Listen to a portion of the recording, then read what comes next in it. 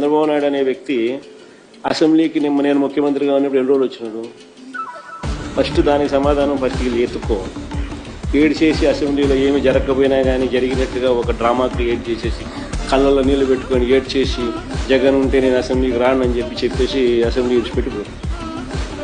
తీరా చూస్తే అసెంబ్లీ రికార్డులు అన్నీ ఎత్తికినా మా వాళ్ళు ఏదైనా తప్పు ఏమైనా మాట్లాడినారేమో అని చెప్పి కనుక్కుందాము.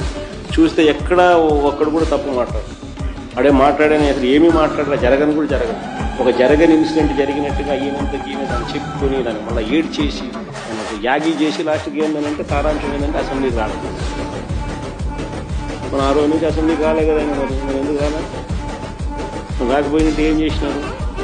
ఎవడేది చేయలేడు. డెమోక్రసీలో ప్రజలు అల్టిమేట్గా నిర్ణయాధికారులు. ఎట్టా ఈయన ఒప్పుకున్నా ఒప్పుకోకపోయినా ఇంకోటి జరిగినా 3 ఏళ్లలో ఎట్టా ఎన్నికలు వస్తాయి. ఏం చేసినా కానీ 3 ఏళ్ళే కదా. 3 ఏళ్లలో ప్రజలే మళ్ళా నిర్ణయాధికారం తీసుకుని ప్రజలే నిర్ణయిస్తారు.